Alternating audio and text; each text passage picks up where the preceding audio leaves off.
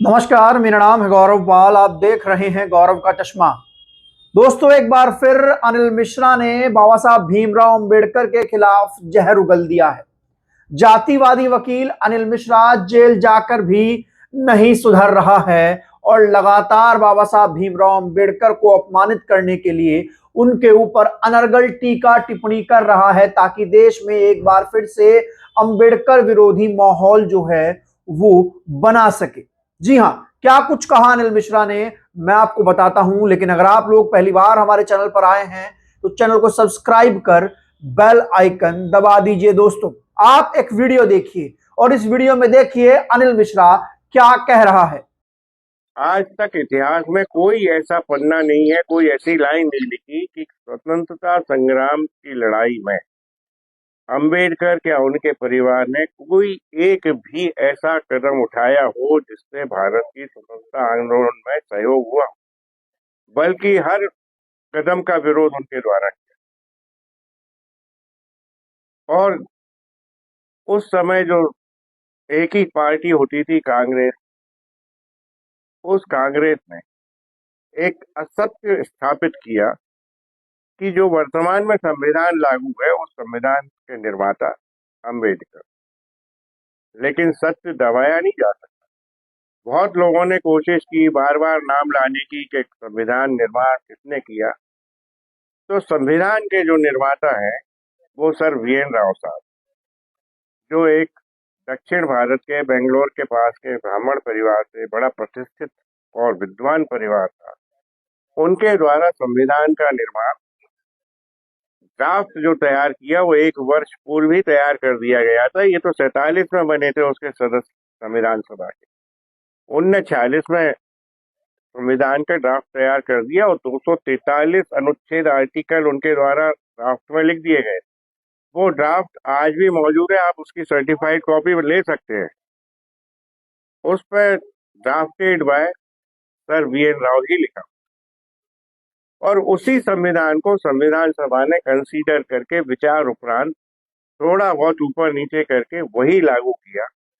उन sir VN Rao के द्वारा 60 देशों के संविधानों का कंपैरिजन किया, विचार किया था और उसके पश्चात 16 देशों की यात्राएं करके उस संविधान के ड्राफ्ट को तैयार।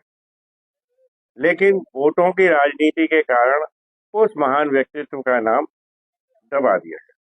लेकिन आज सत्य अपने आप ही उजागर हो रहा है और जनता के बीच आ चुका है। अंबेडकर को कभी भी किसी कानून के तहत किसी संसद ने, किसी पार्लियामेंट ने, किसी विधानसभा ने या किसी न्यायालय ने संविधान निर्माता घोषित नहीं किया। ये तो अपने आप इन लोगों ने लगा लिया। अब हम मांग करते हैं सरकार से कि वास्तव में संविधान निर्माता सर वीएन राव अंबेडकर हैं। अगर नहीं है तो ऐसे संसद में पुटअप करें और संसद में इस पर बहस करके आप संविधान निर्माता घोषित करें। यह वीडियो अनिल मिश्रा के जेल से रिहा होने के बाद का बताया जा रहा है, जिसमें वो लगातार बाबा साहब भीमराव अंबेडकर के खिलाफ झूठ फैला रहा है और कह रहा है कि बाबा साहब भीमराव अंबेडकर ने देश के स्वतंत्रता संग्राम में कोई भी योगदान नहीं दिया, बल्कि उन्होंने देश की स्वतंत्रता की लड़ाई का विरोध किया है। और फिर बाद में वही संविधान निर्माण के का जो झूठा उसका गुणगान है उसको लेकर बार बार वो कह रहा है कि बाबा साहब भीमराव अंबेडकर ने संविधान नहीं बनाया, संविधान सर वीएन राव ने बनाया है। और बाबा साहब को तो कांग्रेस ने झूठ मूठ कर संविधान निर्माता घोषित किया है और भारत रत्न दिया है। इस प्रकार के बयान देने से अनिल मिश्रा बिल्कुल पीछे नहीं हट रहा। ऐसे ही कुछ दिनों पहले अनिल मिश्रा के इन्हीं बयानों की वजह के कारण ग्वालियर में एक बड़ी घटना हुई थी, जहां पर बाबा साहब भीमराव अंबेडकर की पोस्टर को जलाया गया, जिसके बाद से वहां की जनता आक्रोश में आ गई और एक बड़ा मामला हो गया।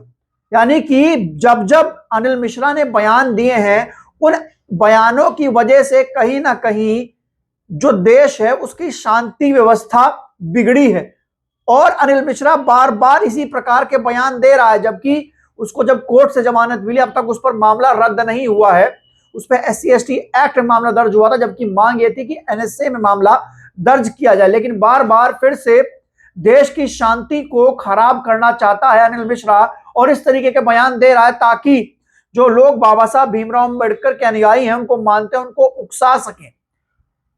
उकसा सके और फिर से देश में इस तरीके का माहौल बना सके। आप लोग जानते हैं बाबा साहब भीमराव अंबेडकर ने देश की आजादी से पहले इस देश के 85% शोषित वंचित समाज की आजादी के बारे में सोचा। बाबा साहब भीमराव अंबेडकर जानते थे कि इस देश को अंग्रेजों से आजादी मिल जाएगी, लेकिन फिर भी इस देश में वो जो हजारों साल पुरानी व्यवस्था बनी हुई है, जिसमें इस देश का शोषित वंचित दलित पिछड़ा गुलाम है, जो उसको पढ़ने का अधिकार नहीं है, जो उसको लिखने का अधिकार नहीं है, पानी पीने का अधिकार नहीं है, वो कैसे खत्म होगा? गोरे अंग्रेज तो चले जाएंगे, फिर उनकी जगह वही पुराने वाले काले लोग आ जाएंगे, जो कि हजारों सालों से दलितों पिछड़ों का, वंचितों का उसी प्रकार से शोषण करेंगे। बाबा साहब भीमराव अंबेडकर ने कोई भी ऐसा मौका नहीं चूका जहां पर अंग्रेजों ने दलितों पिछड़ों को पढ़ाने लिखाने की कोशिश की, उनका शोषण खत्म करने की कोशिश की, ताकि जो दलित पिछड़े हैं वो समानता पा सके, पढ़ लिख सके।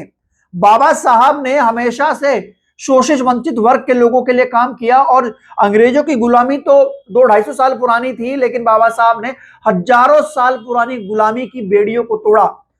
और ऐसे में जिस कांग्रेस की बात ये लोग कर रहे हैं कि कांग्रेस ने देश को आजादी दिलाई, सब लोग जानते हैं कि जब कांग्रेस की स्थापना हुई थी 1885 में, उस समय ह्यूम और एनी बेसेंट ने जो स्थापना की थी, उसका मतलब क्या था कि देश में जो आंदोलन की मांग उठ रही थी अंग्रेजों से आजादी की, उसको दबाकर एक ऐसी पार्टी लाई जाए जो कि अंग्रेजों के साथ मिलकर काम करे। हम देख सकते हैं 1929 में पूर्ण स्वराज की मांग की है कांग्रेस ने अंग्रेजों से। उससे पहले कांग्रेस जो थी वो अंग्रेजों के साथ मिलकर सरकार चला रही थी, और न जाने कितनी बार कांग्रेस ने first world war, second world war का समर्थन किया, जिसमें भारत के सैनिक मारे गए। और ये लोग आज बोल रहे हैं बाबा साहब से कि बाबा साहब ने अंग्रेजों का समर्थन किया। बाबा साहब ने व्यक्ति की स्वतंत्रता का समर्थन किया, उस स्वतंत्रता का समर्थन किया जो देश आजाद होने के बाद भी महिलाओं को, शोषितों, वंचितों को, पीड़ितों को, पिछड़ों को ना मिलती। बाबा साहब ने संविधान का निर्माण किया, और संविधान निर्माण में इस देश में जिन महिलाओं को काम करने का अधिकार नहीं था, उस महिलाओं को काम करने का अधिकार दिया।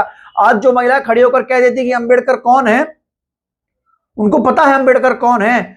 इस देश का जो पुरातत्विक कानून था, उसके अनुसार महिलाएं सिर्फ घर में रहने के लिए बनी थी। बाबा साहब ने महिलाओं को काम करने का, संपत्ति में अधिकार पाने का अधिकार दिया है, संपत्ति में हिस्सा पाने का। बाबा साहब ने मैटरनिटी लीव को लेकर काम किया, बाबा साहब ने लेबर लॉज को लेकर काम किया, बाबा साहब ने इस देश में आरबीआई के फाउंडेशन के लिए फॉर्मूला दिया। और फिर ये लोग पूछते हैं कि बाबा साहब भीमराव अंबेडकर ने स्वतंत्रता संग्राम में क्या किया है। थू है ऐसे लोगों पर, थू। और बार बार अनिल मिश्रा इस तरीके के बयान देकर कहीं ना कहीं देश में एक बार फिर अंबेडकरवादियों की भावनाओं को भड़काना चाहता है। मैं मानता हूं कि इस पूरे मामले में कोर्ट को संज्ञान लेना चाहिए। आप लोगों को क्या लगता है कि कोर्ट को क्या इस पर संज्ञान लेना चाहिए या नहीं लेना चाहिए? तब तक के लिए चलते हैं, फिर मिलेंगे दूसरे वीडियो में। धन्यवाद, नमस्कार।